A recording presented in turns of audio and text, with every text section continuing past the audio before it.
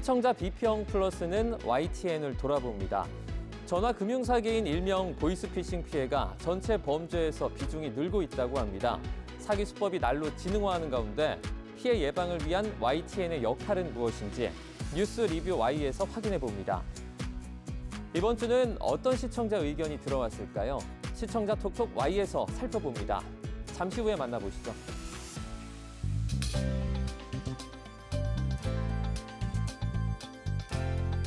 시청자 여러분 안녕하십니까? 정주영입니다. 국내 첫 번째 보이스피싱 사건이 발생하고 벌써 20년이 돼가고 있습니다. 그 사이 범죄가 주는 듯 하다가도 이 새로운 사기 수법의 출현으로 다시 증가 양상을 보이고 있는데요. 정부는 피해 구제 이전에 피해 예방을 우선으로 꼽고 있습니다. 현금 전달을 요구하면 즉시 응대를 멈추고 또 보이스피싱 피해 사례를 자주 접하고 이 주위 사람들과 공유하는 것이 중요하다고 예방법을 전했는데요. 누구든 예외는 없으니 이 경각심을 가지고 교묘해지는 범죄에 피해보는 일이 없도록 예방하시길 바랍니다. 그럼 이번 주 시청자 비평 플러스 뉴스 리뷰 Y로 시작합니다.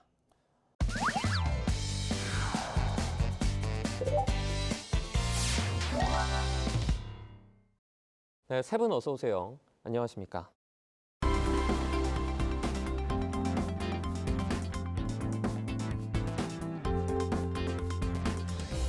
뉴스 리뷰 Y 시작해 봅니다. 먼저 조수진 시청자 평가원이 가져오신 오늘의 주제부터 들어봅니다.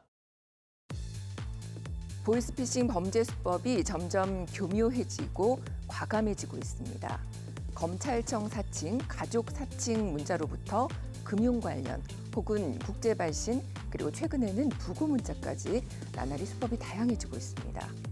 이런 가운데 보이스피싱 범죄와 관련된 보도는 정보 제공과 대책 마련 촉구로 피해를 막기 위한 노력을 해오고 있는데요.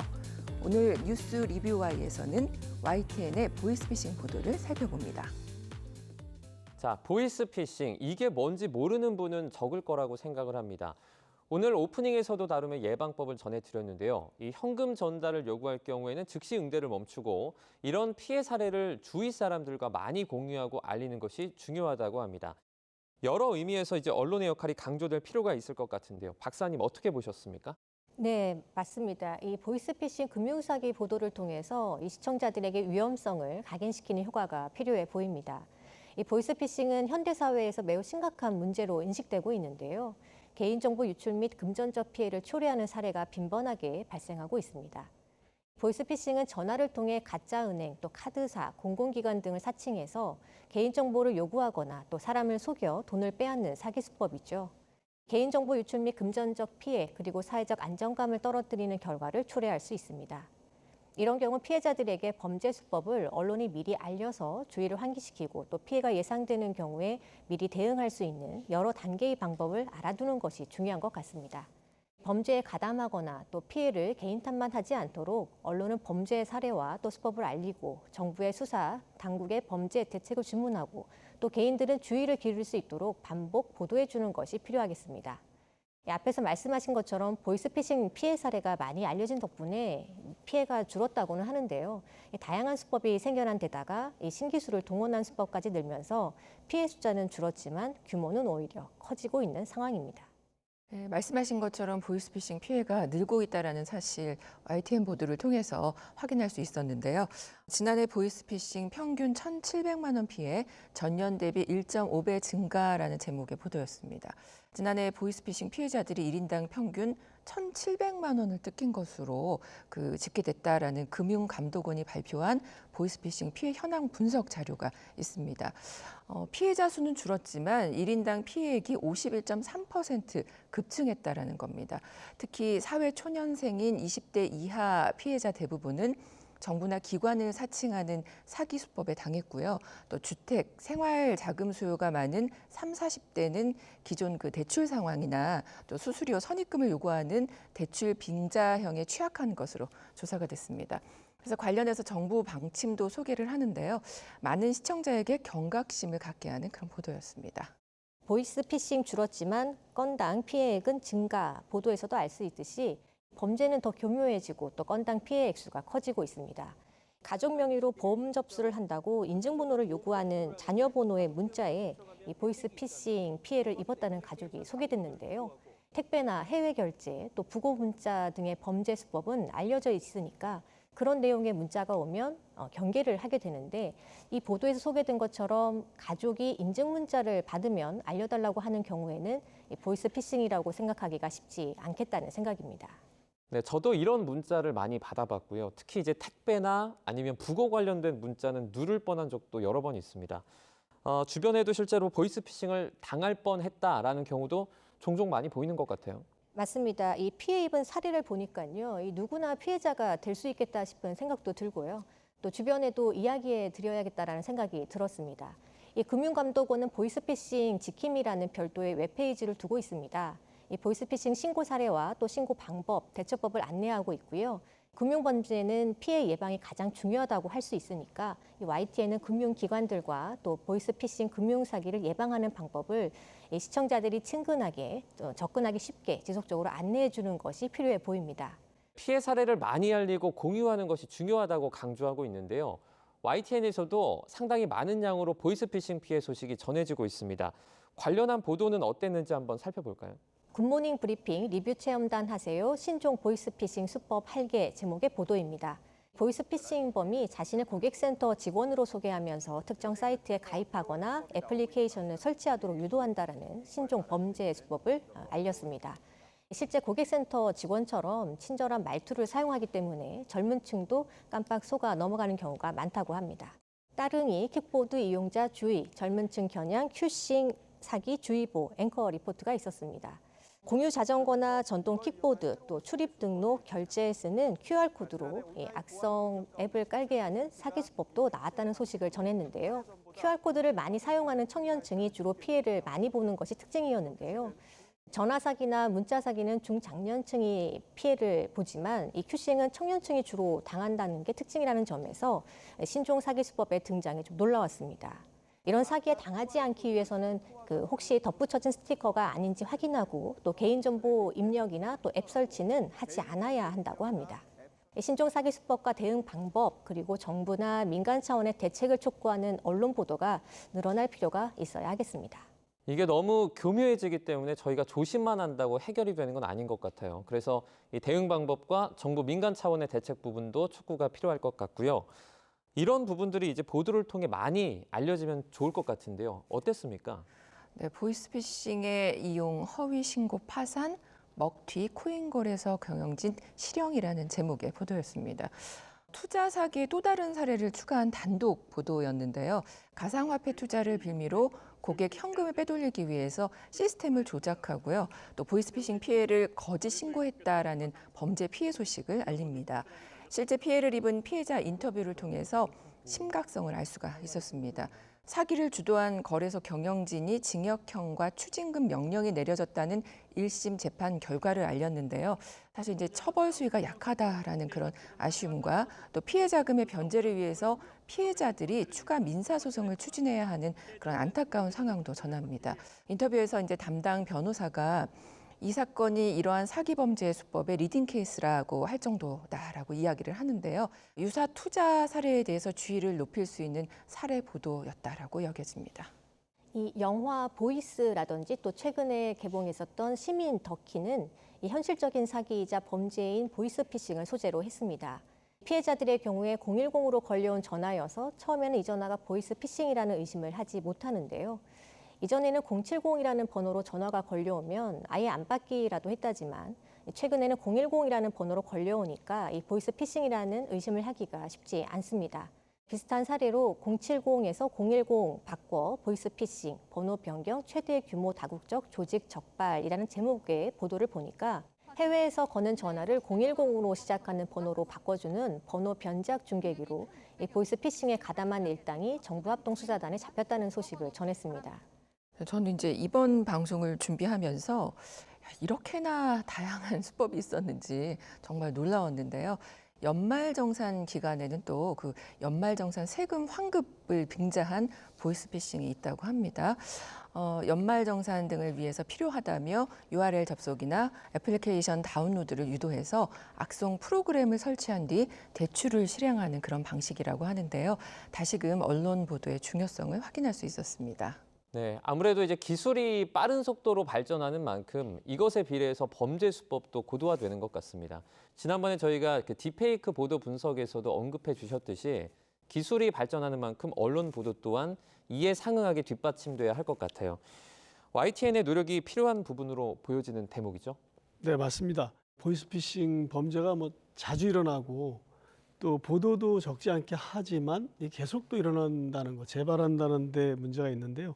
이게 선량한 사람들이나 사회적 약자를 상대로 하는 범죄이기 때문에 굉장히 죄질이 나쁜 거죠, 사실. 방송 기자 혹은 이제 방송사 입장에서는 이거를 설명하기가 굉장히 쉽지 않다는 점이 좀 난제입니다. 그래서 설명을 거꾸로 말하면 잘해야 되는 보도인데, 그래서 이제 저희가 이제 사용하는 방법은 그 범죄자의 목소리를 들려주는 거. 그래서 시청자분들이나 그 피해자들이 딱 들었을 때 저 목소리였구나, 그런 것을 좀 이렇게 실감나게 해주는 게 있고, 또 하나는 이제 그 실제 받은 문자, 보낸 문자를 이렇게 보여주면서 그것에 돈이 빠져나가는 어떤 흐름을 이렇게 그림으로 그려준다든지 이런 식으로 보도를 하는데, 이렇게 좀 저희가 이제 이 방송사 입장에서 이것을 잘 설명하고 실감나게 피해를 딱 느끼게 하는 그런 식의 보도 노력을 많이 하고 있습니다. 특히 이제 새로운 수법이 나왔을 때도 또 이런 것도 보도하고요. 그래서 전반적으로 예방을 할 수 있도록 하는 것, 그것이 사실 언론사의 책임의 일부다, 이렇게 생각하고 있습니다. 네. 네, 이제 실감나게 보도를 해서 조금 더 경각심을 높이고 새로운 범죄 수법이 나왔을 때 그것을 알리는 그런 역할을 하고 있는 것 같습니다. 언론이 피해 사례를 전하는 확성기의 역할을 해내고 있다, 이렇게 볼 수도 있을 텐데요. 보도량도 상당했고 또 말씀하신 것처럼 처음 접하는 사례들도 많았습니다. 여기서 그치지 말고 피해를 막는 예방법 또는 피해 구제 방법을 알려주는 언론의 역할도 중요하다, 이렇게 보여지는데요. 이와 관련해서 YTN 보도는 어땠는지 한번 살펴주시죠. 맞습니다. 이 보이스피싱에 의한 피해 과정이나 이 수사 결과에 대해서는 보도가 잦고 또 주목하는 반면에 이 피해자들이 자신의 피해를 회복하는 방법이나 피해를 구제받을 수 있는 방법에 대해서는 YTN의 보도 비중이 낮았던 것 같습니다. 보이스피싱 피해자가 되지 않기 위해 주의를 환기시키는 것과 또 검찰이나 경찰, 또 은행 및 카드 회사 등에서는 보호 방안을 마련해 두고 있는지 또 언론이 문제 제기를 할 필요가 있어 보였습니다. 또한 피해 구제나 대처를 위한 법적 책임을 어떻게 마련할 것인지 방법을 강구하는 데 관련 기관의 책임 소재를 지적하는 언론 보도가 필요하다는 생각입니다. 물론 이제 관련된 내용의 보도가 아예 없진 않았습니다. 정부 대책, 대응 방안을 담은 보도가 있었는데 조금 아쉬운 부분이 있습니다. 단신입니다. 대검 은행연합회 업무 협약 보이스피싱 뿌리 뽑겠다라는 제목의 보도는 대검찰청과 또 전국은행연합회가 보이스피싱과 불법 사금융 등 민생 범죄 대응을 강화하기 위한 업무 협약 소식을 전하고 있는데요. 적극적인 정보 공유와 범죄 예방을 위한 금융 조치 도입 등을 통해 금융 거래를 악용한 그 보이스피싱과 불법 사금융, 또 온라인 도박 범죄 등에 대한 협력 체계를 구축하기로 했다라는 내용입니다. 이게 이제 지난 1월 보도였는데요. 이후에도 더 다양해진 범죄 수법 보도가 이어졌기 때문에 정부의 이 업무 협약 이후로 어떤 변화들이 있었는지 후속 보도로 다뤄주시길 바랍니다. 또 세뱃돈 드려요 부고 알립니다. 피싱 24시간 대응이라는 제목의 보도인데요. 설을 앞두고 피싱 활개, 또 정부 24시간 대응에 나선다라는 그런 내용을 담았습니다. 앞부분에 다양한 보이스피싱 실제 사례를 나열하고요. 또 정부의 대응책을 소개합니다. 은행이 합리적인 범위 내에서 피해에게 일정 부분 책임을 분담하는 자율배상제도 시행과 또 그 사기 기록이 있는 계좌는 거래 한도 축소하기로 했다라는 그런 소식인데요. 이 보도 역시 해당 대응책이 얼마나 실효성이 있는지 등을 후속 보도로 살펴준다면 더욱 유익할 것 같습니다. 오윤성 순천향대 경찰행정학과 교수가 출연한 대담을 유익하게 잘 봤습니다. 이 Y녹취록에서 이 부고 문자 눌렀더니 피싱, 바로 이건 누르면 피해 막는다 제목으로 세부 내용이 나뉘어집니다. 이날 방송에서는 가급적 문자 메시지의 URL 주소를 클릭하지 않는 것이 중요하다라는 이야기가 나왔는데요. 어쩌다 보면 이제 클릭할 수 있잖아요.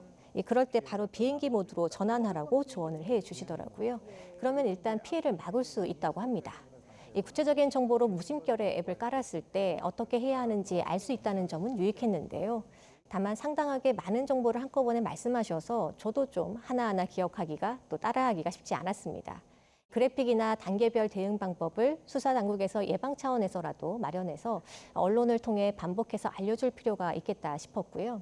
또 시간이 허락됐다면 이 비행기 모드를 만드는 방법이나 또 왜 중요한지 설명을 해주었으면 이해가 됐을 것 같은데 차근차근하게 설명되지 못한 부분은 조금 아쉬웠습니다. 중장년층의 경우에는 실제로 핸드폰 기능 전환 자체를 어떻게 해야 하는지 모르는 경우도 상당할 수 있거든요. 또 백신 앱이나 또 데이터 백업 등이라는 표현 등도 좀 낯설게 느껴졌습니다. 좀 더 쉽게 설명이 됐었으면 어땠을까 싶었습니다.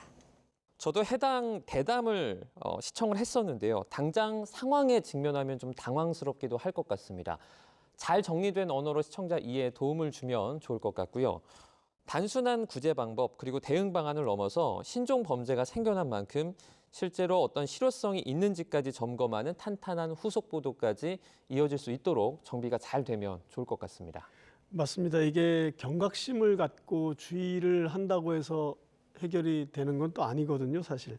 사전적으로 뭐 금융감독원이라든지 검찰, 경찰, 인터넷진흥원 이런 데가 책임 있는 기관인데 책임 있는 기관들이 효과적인 대책을 사전적으로 그리고 이제 기술적으로 방법을 찾을 수 있도록 촉구하라고 지적하신 부분이 굉장히 공감이 되고요. 예를 들면 이제 이것은 다중을 상대로 발신을 하는 번호나 뭐 문자이기 때문에 범죄 혐의가 있다고 생각이 되는 판단되는 그 번호는 사전에 차단한다든지 아니면 좀 의심 단계에서는 이 전화를 받는 사람, 문자를 받는 사람 입장에서 주의를 할 수 있도록 이렇게 표시를 해준다든지 그런 것들을 하면 많이 줄일 수 있을 것 같다는 생각도 합니다. 그러니까 후속 보도가 된다면 이런 부분에 좀 더 집중해서 해야 될 것 같고요. 그다음에 이제 구제 대책 혹은 얼마나 구제를 받을 수 있고 어떻게 받을 수 있는지를 설명했으면 좋겠다라는 말씀도 굉장히 공감합니다. 좀 세심한 보도가 되도록 노력하겠습니다. 네, 어떤 기술적인 경고나 예방 그리고 구제 대책이 조금 더 보완이 됐으면 좋겠다까지 말씀을 해주셨습니다. 그럼 오늘 뉴스 리뷰와의 내용 정리해 보겠습니다. 이것만은 꼭 시간인데요. 네, 평가원님부터 오늘 한 줄로 요약해 주시죠. 보이스피싱 보도 대책 마련 촉구하는 역할 수행해야. 앞에서 살펴본 바와 같이 보이스피싱 범죄는 수법이 더 교묘해지고 있습니다. 이제 보이스피싱 사기 범죄는 단순히 개인의 문제가 아닙니다. 범죄에 대한 책임도 개인에게 전가하거나 범죄의 근저를 더 이상 어느 한 국가기관에 맡겨서는 안 됩니다. 이제 국민의 관심과 정부 전체가 나서야 할 문제가 되었는데요. 이러한 대책 마련을 촉구하는 일에 언론이 역할을 해나가시길 바랍니다. 네, 이번에는 김수정 박사님의 한 줄 평도 들어보겠습니다. 보이스피싱 예방이 최선입니다. 보이스피싱 범죄 행위로 피해자가 겪는 경제적인 손해와 또 정신적인 충격은 이루 말할 수 없습니다. 보이스피싱 범죄 시도가 성공하지 못하도록 전방위적인 예방 및 차단 시스템을 구축하고 금융범죄의 유인 자체를 없앨 수 있도록 단속과 처벌의 실효성을 확보하며 발생한 피해에 대해 종합적 피해 구제를 강화하도록 해야 합니다. 정부와 수사당국의 제도적 노력이 선제되는 것도 중요하지만 국민 모두가 경각심을 가지고 예방할 필요가 있습니다. YTN은 보이스피싱과 같은 금융사기 범죄 예방에 적극적인 노력을 기울여야 하겠습니다. 네, 종합을 해보자면 예방과 대책을 위한 탄탄한 시스템 마련을 하자 정도로 저희가 종합을 해볼 수 있을 것 같습니다. 네, 오늘 뉴스 리뷰 Y 순서는 여기서 마치도록 하겠습니다. 세 분 오늘 말씀 잘 들었습니다. 고맙습니다.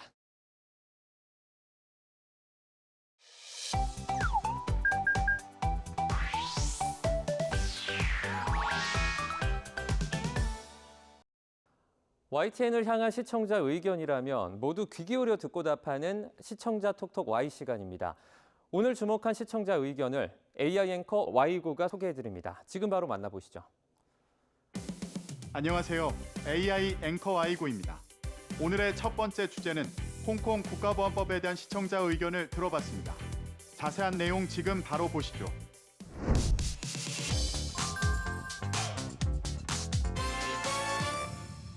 홍콩의 국가보안법 시행이 시작되면서 이에 대해 타이완과 호주 등 다른 나라의 반응을 전하는 간략한 보도가 있었습니다. 반정부 행위 처벌을 강화한 홍콩판 국가보안법이 오늘부터 시행에 들어가면서 여행자들 주의가 요구되고 있습니다. 홍콩판 국가보안법은 외부 세력과 결탁하면 최대 14년 징역형을 내릴 수 있도록 해 외국인 홍콩 여행과 비즈니스가 모두 영향을 받게 됐기 때문입니다. 홍콩 국가보안법의 처벌 수위를 전해 홍콩 여행을 계획하고 있는 분들이라면 어떤 경우에 이 같은 처벌이 이루어지는지 등이 걱정될 수 있을 텐데요. 홍콩 국가보안법의 시행을 알리는 보도 제목에서 여행자 주의해야라는 멘트가 있었는데 실제 내용에서는 어떤 점을 주의해야 하는지 정확히 알리지 않아 보도의 구체성이 떨어졌다는 시청자 의견이 있었습니다. 보다 구체적이고 다양한 정보를 담는 보도를 위해 시청자 톡톡Y에서 홍콩 국가보안법 시행 시 여행객이 알아둘 점을 살펴봤습니다. 먼저 홍콩의 국가안보법은 반역, 내란, 반란 선동 행위, 국가기밀, 간첩 관련 범죄, 국가안보를 위협하는 파괴 행위, 해외 간섭 등 9개 부문으로 구성되어 있습니다. 내란죄와 반역죄는 유죄가 확정되면 무기징역, 공개적으로 의도를 밝힌 반역죄는 14년의 징역, 선동죄는 7년의 징역을 처할 수 있도록 규정했는데요. 특히 범죄가 외국이나 외국 세력과 결탁한 경우 형량이 가중되어 10년 징역형을 받을 수 있습니다. 여행객이라면 혹시 모를 상황에 대비해 사전에 국가보안법에 대해 미리 알아두는 것이 필요할 텐데요. 앞선 보도에서 전했듯이 외국인의 홍콩 여행과 비즈니스가 모두 영향을 받게 될 것이라고 우려하는 목소리가 큰 가운데 홍콩 정부 대변인은 일반 여행객은 국가 안보를 위협하는 행위와 활동을 하지 않을 것이며 무의식적으로도 법을 위반하지 않을 것이라고 설명했습니다. 다음으로 시청자 톡톡와의 두 번째 주제는 미국 대선 선거 자금에 대한 시청자 의견을 들어봤습니다. 어떤 내용을 담고 있는지 이어서 확인해 보시죠.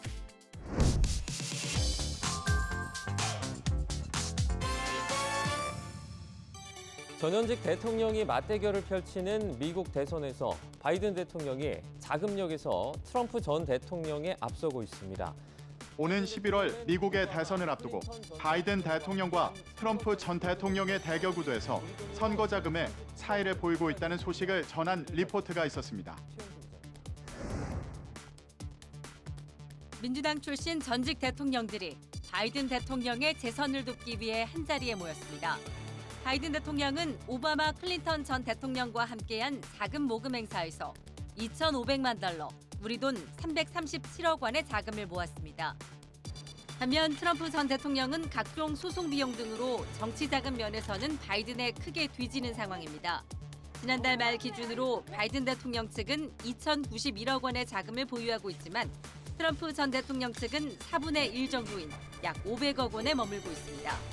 자금을 모으기 위해 다양한 방법을 동원하고 있는 바이든 대통령과 트럼프 전 대통령의 모습을 전하며 우리나라와는 또 다른 선거 과정을 전했는데요.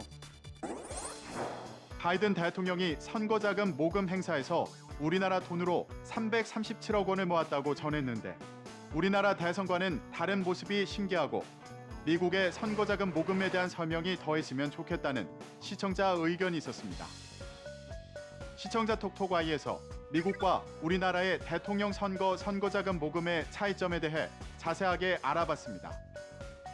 우리나라 선거법상 후보가 일정 득표를 얻으면 그동안 쓴 선거 비용을 국고보조금으로 보전해 주는데요. 2010년 지방선거에서 유시민 국민참여당 후보에 의해 선거 펀드가 처음 등장합니다. 이는 부족한 선거 비용을 빌려 쓰자는 아이디어로 약간의 이자를 붙여 돈을 빌려준 유권자에게 돌려준다는 생각이었습니다. 선거 때마다 단골로 등장하는 정치인 펀드는 후보와 정당 입장에서는 선거 흥행과 부정부패 방지 및 비용 충당, 지지세 확산이라는 기대 효과를 누릴 수 있고 유권자들로선 참정권 행사와 지지 정당 흥행 등을 충족시켜준다는 점에서 순기능이 있다고 보는데요. 미국 대통령 선거에서 정치 기부금 모금은 우리나라와 다릅니다. 미국에서는 팩, 즉 정치행동위원회에 대한 이해가 필요한데요. 팩은 후보자를 지지 혹은 반대하는 캠페인에 기부금을 모으고 기부하는 세금 면제 조직입니다. 팩은 개인, 기업, 노동조합 또는 다른 조직으로부터 기부금을 받아 선거를 위해 모금액을 사용하는데요. 이런 팩은 미국 선거 자금 조달 방식에서 중요한 역할을 하며 선거에 영향을 미치기 위한 자금의 주요 출처 중 하나입니다. 선거 자금은 주로 광고, 여론조사, 유세활동, 직원 급여 등에 사용되고 전 과정은 연방선거위원회에 의해 규제되는데요. 또한 자금 출처와 사용처는 모두 공개적으로 기록되어야 하며 투명성이 선거 자금 공정성을 보장하는 핵심 조건이라고 합니다. 시청자 톡톡 Y 세 번째 주제는 일본 뇌염 주의보에 대한 시청자 의견을 들어봤습니다. 이어지는 내용도 지금 바로 만나보시죠.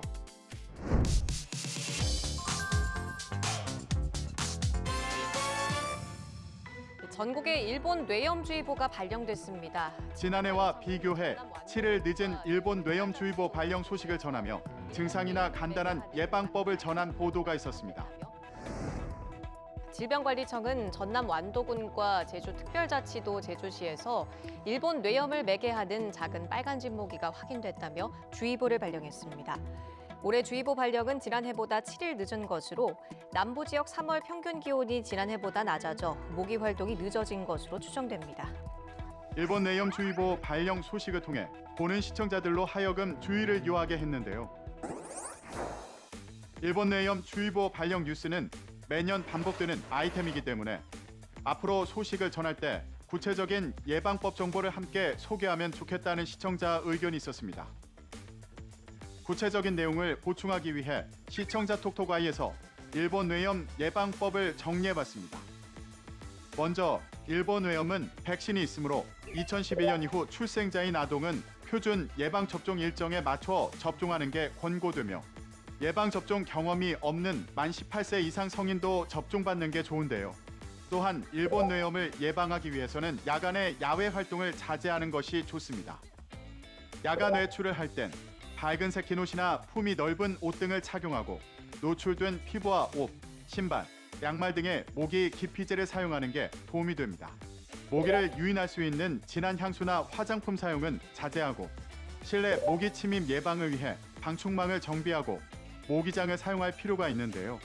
집 주변의 물웅덩이나 막힌 배수로 등에 모기가 서식하지 못하게 고인 물을 없애는 것도 중요합니다. 오늘 시청자 톡톡 Y 마지막 주제는 크립토 스프링에 대한 시청자 의견을 들어봤습니다. 어떤 내용인지 지금 바로 보시죠.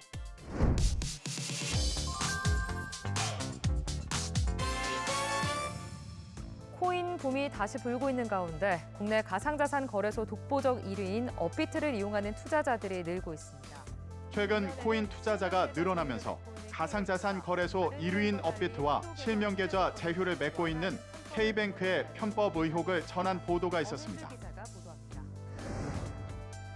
가상자산 시장에 다시 활기가 돌면서 이른바 크립토 스프링이 찾아왔다는 분석이 나오고 있습니다. 하지만 K뱅크가 가상자산 고객을 늘리기 위해 다른 은행과 달리 편법을 썼다는 비판이 나오고 있습니다. 이번 달부터 금융범죄를 예방하기 위해 처음 가상자산 계좌를 튼 고객들의 경우 입금 한도를 500만 원으로 제한하는 한도 계정을 운영하고 있습니다. 이를 입출금 한도가 상향된 정상 계정으로 전환하기 위해서는 일정 조건을 충족해야만 합니다. 하지만 업비트 제휴은행인 K뱅크만 홀로 훨씬 완화된 조건을 적용했다는 겁니다.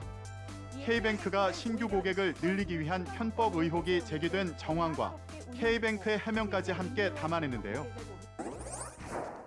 보도 초반 크립토 스프링을 언급하는데 자세한 설명이 없어 이해가 어려웠고 용어의 설명을 더했다면 시청자의 이해를 높였을 거라는 시청자 의견이 있었습니다.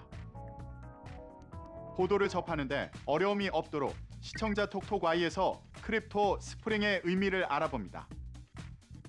크립토 스프링은 크립토 윈터와 의미가 반대되는 말인데요. 크립토 윈터는 가상자산 겨울이라는 의미인데요.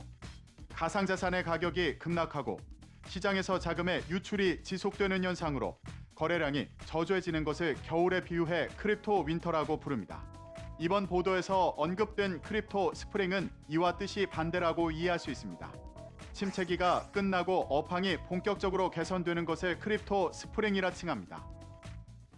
YTN 방송의 부족한 부분을 채우는 시청자 톡톡 Y 시간. 다음 주도 다양한 시청자 의견과 함께 돌아오겠습니다.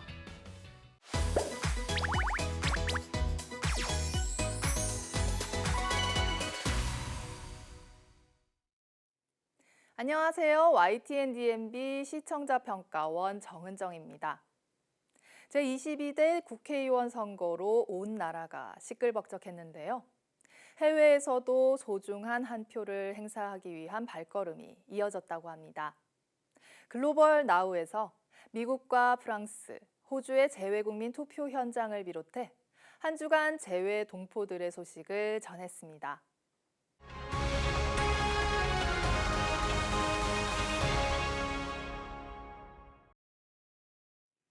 글로벌 나우는 재외 동포들로 구성된 리포터들이 현장감 있는 현지 소식을 전해주는 프로그램입니다. 이번에는 선거철을 맞아 재외국민 투표 현장을 소개하는 한편 자전적 만화로 국제 무대에서 인정받고 있는 프랑스 입양동포의 이야기를 들어봤습니다.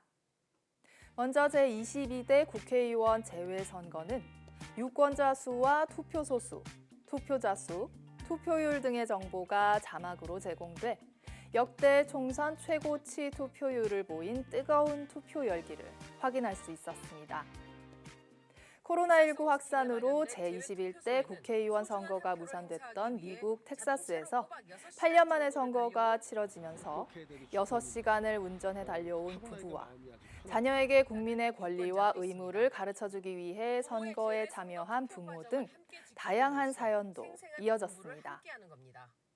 선거에 참여한 사람들이 직접 느끼는 문제점이 인터뷰에 담겨 있어 홍보 부족이나 투표소 거리 문제 등 재외선거의 개선점에 대한 요구도 조금 더 설득력 있게 다가왔습니다. 프랑스에서는 젊은 유권자가 많았는데요. 먼 거리를 마다 않고 밝은 얼굴로 투표에 참여하는 모습이 인상적이었습니다. 호주에서는 10여 년 만에 국적을 회복하고 재외선거에 처음으로 참여하게 된 재외동포를 비롯해 해외에서도 국민의 권리와 의무를 소중하게 생각하는 모습에서 우리의 모습은 어떤지 되돌아보게 됐습니다. 이어서 자전적 만화 한복을 국제 무대에 선보이며 주목받은 프랑스 입양동포의 이야기도 만나볼 수 있었습니다. 최근 입양, 이민 등을 통한 남다른 정체성을 소설이나 영화 등으로 표현해낸 작품들이 문화계에 새로운 바람을 불러일으키고 있는데요.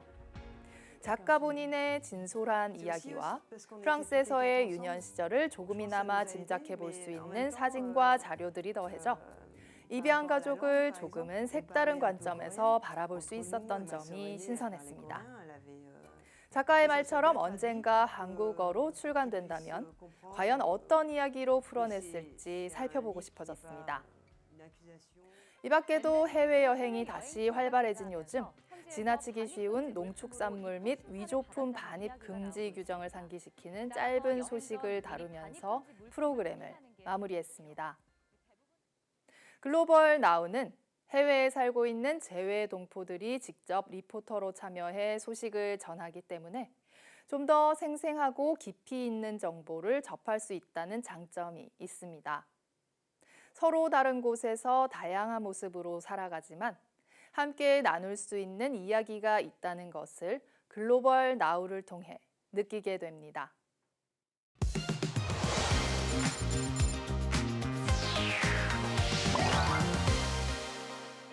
시청자 목소리로 YTN을 되돌아봅니다.